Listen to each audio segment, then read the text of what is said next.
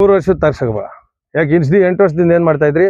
ಶಾಸಕರಿಗೆ ನಾನೇ ಹೇಳ್ತೀನಿ, ಸ್ವಾಮಿ ನನ್ನ ಹತ್ರ 180 ಎಕರೆದು ನಿಮ್ಗೆ ಕೊಡ್ತೀನಿ, ಮಾಡ್ತೀರಾ? ಏನ್ ತನಿಖೆ ಮಾಡಿಸೋದು? ಎಲ್ಲ ತನಿಖೆ ಮಾಡಿಸಿ, ಎಲ್ಲ ಫಸ್ಟ್ ಮಾಡಿಸಿ. ಮಾಡಿಸ್ಲಿಲ್ಲ ಅಂದ್ರೆ ನೀವು ತಪ್ಪು ಅಂತ ಹೇಳ್ತೀನಿ.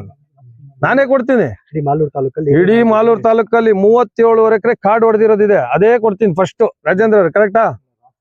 37 ನೋಡಿ, ಎಂತ ಒಳ್ಳೆ ಕಾಂಪ್ಲಿಮೆಂಟ್ ಕೊಟ್ಟಿದ್ದೀನಿ. ಅವ್ರ ರಾಜ್ಕುಮಾರೇ ಕರೆಕ್ಟ್, ನೀವ್ ಹೇಳೋದು ನಿಜ. ಅವರೇ ನಮ್ ರಾಜ್ಕುಮಾರು.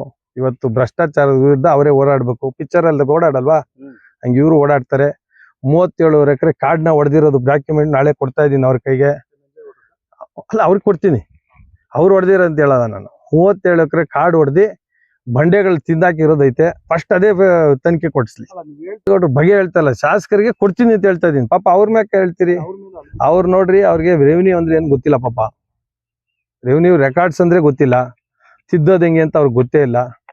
ಅವ್ರಿಗೆ ಕೊಡೋಣ ಪಾಪ, ಕೊಟ್ರೆ ಉಳ್ದಿದ್ದೆಲ್ಲ ಅವರು ನೋಡಿ ಉಳಿಸ್ಲಿ ಅಂತ ಹೇಳ್ತೀನಿ.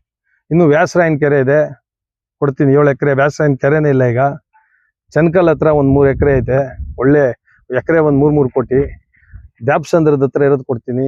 ಉಂಗೇನಹಳ್ಳಿದು ಕೊಡ್ತೀನಿ, ಶಿವಾರಪಟ್ಟಣದ್ದು ಕೊಡ್ತೀನಿ, ಚೌಡದೇನಹಳ್ಳಿದು ಕೊಡ್ತೀನಿ, ಚಿಕ್ಕ ತಿರುಪತಿದು ಕೊಡ್ತೀನಿ. ಎಲ್ಲ ಮಾಲೂರು ಫೈಲ್ಸ್ ಅಲ್ಲಿ ಎಲ್ಲ ಇಂಟ್ಯಾಕ್ಟ್ ಆಗಿದೆ. ಇವ್ರು ಏನು ಮಾಡ್ಲಿಲ್ಲ ಅಂದ್ರೆ ಅದು ಕೊಡೋ ಜಾಗಕ್ಕೆ ಕೊಡ್ತೀನಿ.